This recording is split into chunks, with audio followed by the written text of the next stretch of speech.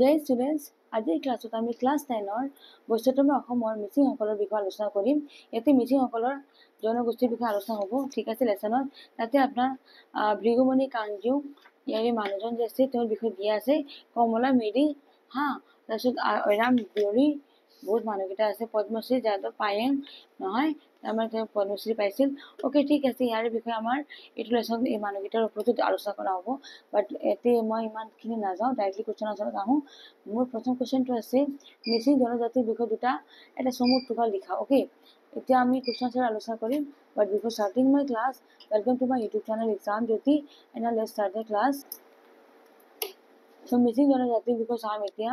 অসমৰ ভৈয়ামৰ জনজাতিবোৰৰ ভিতৰত মিচিংসকল বড়ো কছাৰীসকলৰ পিছতে দ্বিতীয় বৃহত্তম জনজাতি হয়।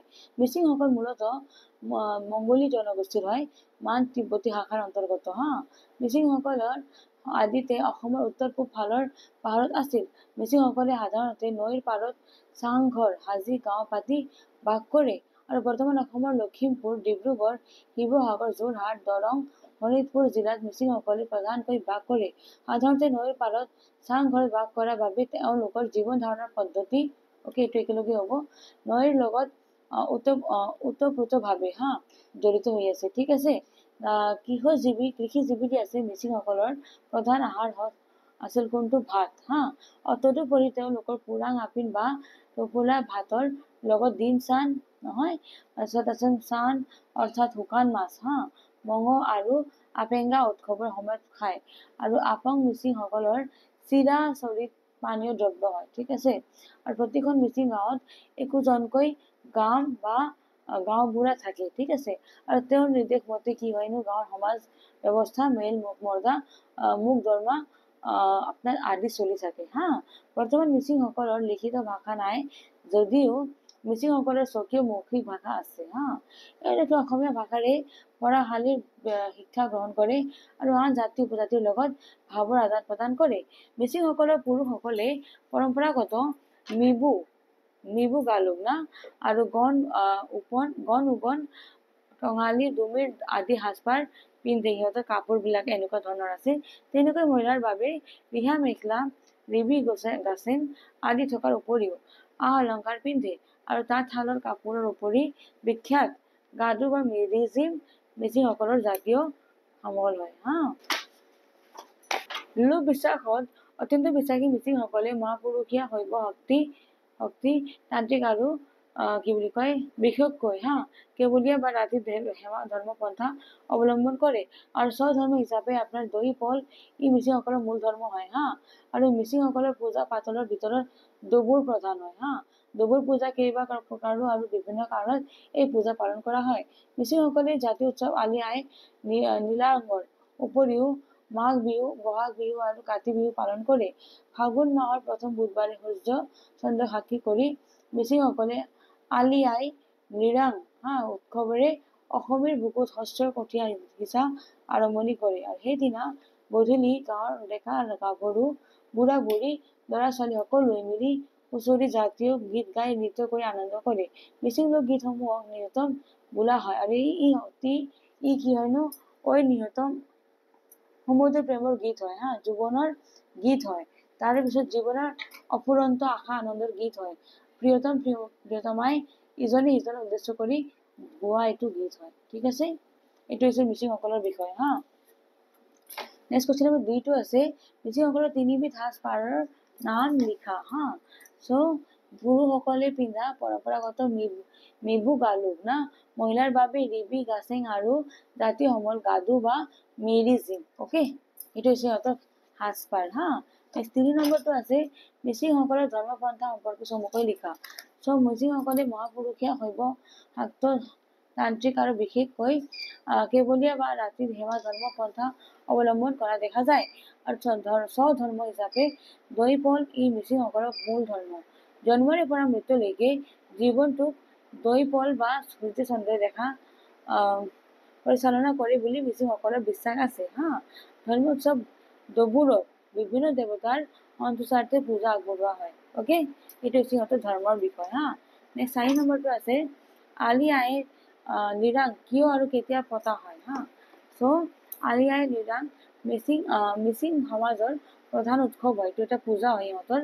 আৰু আলি মানে শস্য বা কঠীয়া, আই মানে ফল, লৃগাং মানে আৰম্ভণি বা প্ৰথম দিন। আৰু এই তিনিটা শব্দৰ একত্ৰিত অৰ্থ হ'ল আপোনাৰ শস্য সিঁচাৰ প্ৰথম দিন। ঠিক আছে।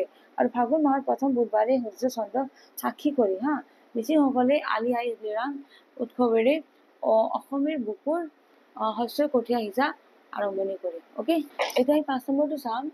আলি আই লৃগাং শব্দৰ উৎপত্তি লিখা উৎপত্তিৰ বিষয়ে চাম এতিয়া শব্দটোৰ। মিচিংসকলৰ জাতীয় উৎসৱ আলি আই লৃগাং তিনিটা শব্দৰ সমষ্টি হয়। আৰু আলি আই আৰু লৃগাং আলি মানে মাটিৰ তলত হোৱা বীজ, আই হ'ল আপোনাৰ গা গছৰ ওপৰত হোৱা ফল বা গুটি, আৰু লৃগাং শব্দটো হ'ল ৰোপণ কাৰ্য শুভাৰম্ভ অৰ্থাৎ বীজ গুটি ৰোৱা কাৰ্য শুভাৰম্ভটো বুজায় আৰু এই তিনিটা শব্দৰ একত্ৰিত হ'ল আপোনাৰ শস্য সিঁচাৰ প্ৰথম দিন। অ'কে, এতিয়া ভৃগুমুনি কাংজুৰ বিষয়ে চাম। 1925 চনৰ অক্টোবৰ মাহত সাহিত্যিক ভৃগুমুনি কাংজুৰ জন্ম হয়। তেওঁ আপুনি ইমান ৰংমৰ অলিমুৰ প্ৰাথমিক বিদ্যালয়ৰ পৰা প্ৰাথমিক শিক্ষা গ্ৰহণ কৰে।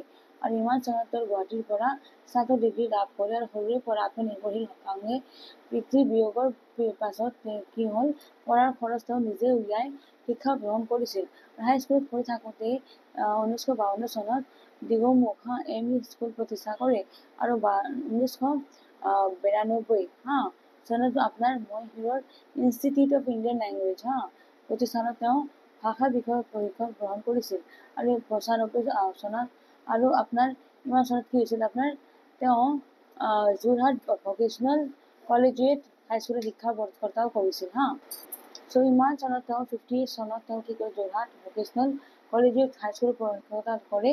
আৰু ইয়াৰ পিছত তেওঁ কেইবাখনো বিদ্যালয়ত শিক্ষকতা কৰি 1990 চনত অৱসৰ গ্ৰহণ কৰে আৰু অসমীয়া কাব্য সাহিত্যলৈ আগবঢ়োৱা আপোনাৰ ভৃগুমুনি কাংজুৰৰ ঠিক আছে, কাংজুৰৰ গ্ৰন্থকেইখন হ'ল আপোনাৰ কবিতাকলি, অনাহত, মন বননিৰ জুই আৰু কবিতা কুসুম কাংজুৰ এইটো স্পেলিংটো ঠিক কৰি ল'ব দেই আপোনালোকে। কাংজুৰ স্পেলিংটো অলপ ইয়াতে ভুলকে আহিছে, আপোনালোকে ঠিক কৰি ল'ব এইটো বাৰে বাৰে মই ঠিক কৰি আছো। কাংজুৰ বিভিন্ন সময়ত লিখা মিচিং কবিতাৰ সংকলনখন হ'ল আপোনাৰ কংকাং মিথ নথ মিচিং জনগোষ্ঠীৰ প্ৰথম ৰাষ্ট্ৰীয় পুৰস্কাৰ প্ৰাপ্ত সাহিত্যিক ভৃগুমুনি কাংজুৰক এইটো ঠিক কৰি ল'ব ভাৰত চৰকাৰে ইমান চনত 71 চনত অনাহত আৰু 94 চনত তেওঁ মন বননিৰ জুই কাব্য গ্ৰন্থৰ বাবে ৰাষ্ট্ৰপতিৰ দ্বাৰা পুৰস্কৃত কৰিছিল। অ'কে, আৰু তেওঁ ৰচিত প্ৰবন্ধ গ্ৰন্থসমূহৰ ভিতৰত আৱেগিক সাধনা শ্ৰীমন্ত শংকৰদেৱ, আঞ্চলিক ভাষা বনাম ত্ৰিভাষা, মিচিং কৃষ্টিৰ চমু আভাস,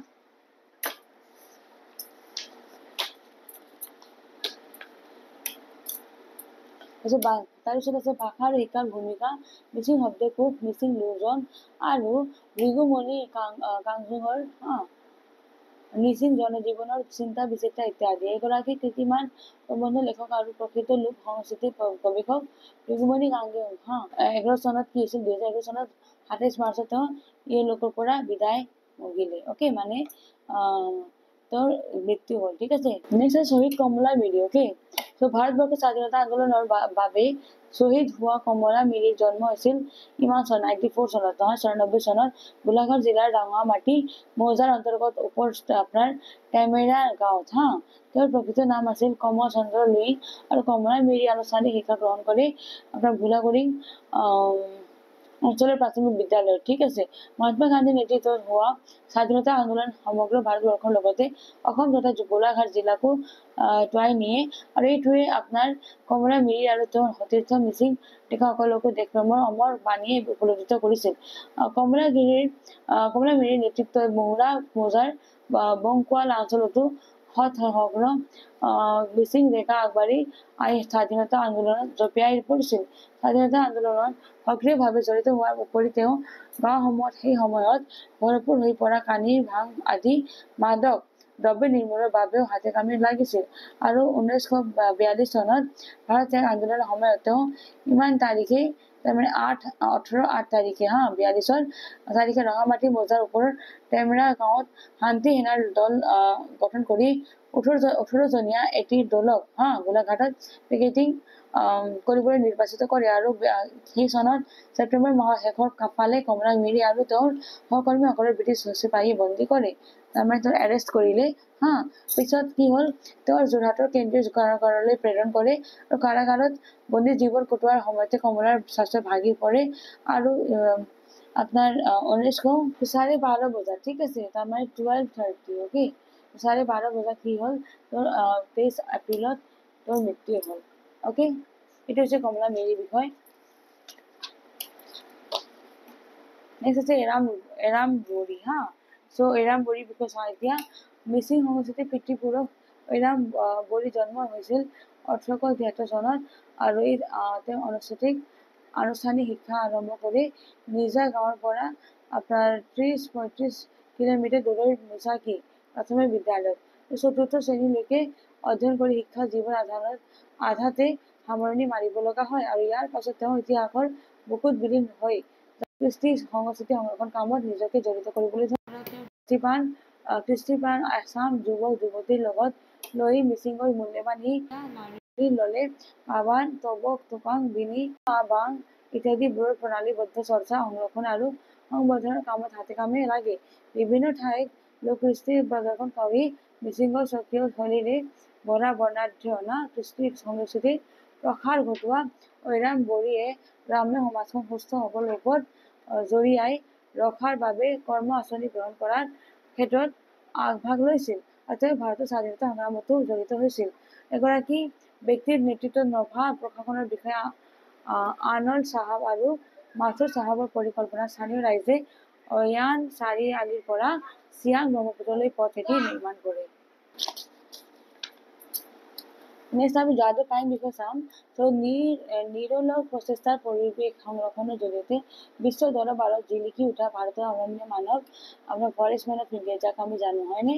বা যাদৱ পায়েং, এইটো বহুত ইম্পৰ্টেণ্ট, মানে কুৱেশ্যন 1 মাৰ্কৰ আহি থাকে যে ফৰেষ্ট মেন অফ ইণ্ডিয়া কাক কোৱা হয়? যাদৱ পায়েং। অকে, উপাধি প্ৰাপ্ত ব্যক্তিগৰাকীয়ে হ'ল যাদৱ পায়েং। প্ৰকৃতি প্ৰেমী আৰু পৰিৱেশ কৰ্মী এগৰাকী ব্যক্তি। ইমান চনত তেওঁৰ 30 অক্টোবৰ বৰ্তমান যোৰহাট জিলাৰ ককিলামুখৰ বৰগোপ গাঁৱত জন্ম হয় আৰু তেওঁৰ সম্পূৰ্ণ নাম আছে শ্ৰী যাদৱ পায়েং।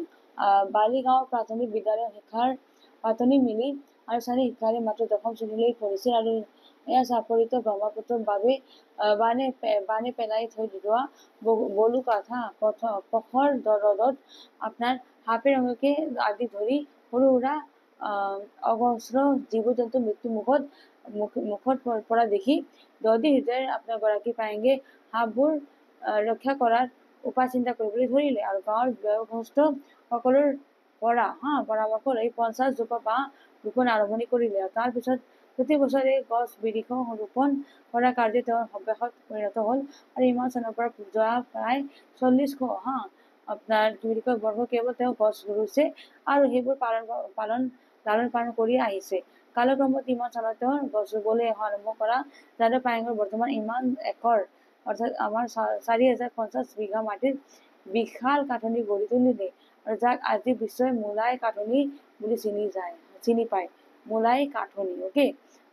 তেওঁৰ কাঠনিত মূল্যৱান ৰঙা চন্দন, বগা চন্দন, চিচু গছ, হলহ, তাৰপিছত আছে গমাৰি, তিতাচপ, পমা আৰু বিভিন্ন ধৰণৰ ঔষধি বন লতাৰ উপৰি ঢেকীয়া পতীয়া বাঘ, বছৰত 3-4 মাহৰ বাবে চৰিবলৈ অহা 115টা হাতী, 500টা আপোনাৰ অধিক হৰিণৰ লগতে শগুণ আৰু তাৰপিছত শামুক ভঙা আৰু বগলী, হুদু, তাৰপিছত আছে বধকলা, হাপহী হাঁহ, নহয়, তাৰপিছত আছে কাউৰী, কাম চৰাই, বাদুলি, কপৌ আদি বিভিন্ন ধৰণৰ পৰিশ্ৰমী চৰাই চিৰিকটি পায়েঙৰ মোলাই কাঠনিৰ এবাৰ নোৱাৰা পৰিয়াল মানে সিহঁতে তাতে থাকে বাস কৰা আৰম্ভণি কৰিলে। পৰিৱেশ ৰক্ষাৰ বাবে যাদৱ পায়েঙে ৰূপায়ণ কৰা মহান কৰ্মৰ প্ৰতিদান স্বৰূপে 2012 চনত নতুন দিল্লীত স্থিত আপোনাৰ জৱাহৰলাল নেহৰু বিশ্ববিদ্যালয়ত তেখেতক ভাৰতৰ অনন্য মানৱ উপাধি প্ৰদান কৰিলে হা। আৰু সেই বছৰতে তদানীন্তন ভাৰতৰ ৰাষ্ট্ৰপতি ডক্টৰ APJ আব্দুল কালামে 250 লাখ টকা সহ আপোনাৰ হীৰা খচিত বঁটা প্ৰদান কৰে। আৰু 2015 চনত ভাৰত চৰকাৰে ভাৰতৰ চতুৰ্থ সৰ্বোচ্চ অসামৰিক বঁটা পদ্মশ্ৰী উপাধিও প্ৰদান কৰে। ঠিক আছে, যদি যাদৱ পায়েংটো আমাৰ আজিৰ ক্লাছৰ লাষ্ট কুৱেশ্যন আছিল নহয়, আৰু ইয়াৰ লগত মোৰ আজিৰ ক্লাছটো শেষ হ'ল। যদি আপোনালোকে ভিডিঅ'টো ভাল পাইছে লাইক বাটন প্ৰেছ কৰিব, আৰু যদি ছাবস্ক্ৰাইব কৰা নাই আমাৰ channel exam Jyoti, please subscribe my exam Jyoti channel, আৰু যিমান পাৰে শ্বেয়াৰ কৰিব মোৰ ভিডিঅ'জ কেইটা। ঠিক আছে, থেংকছ ফৰ ৱাচিং, জয় হিন্দ।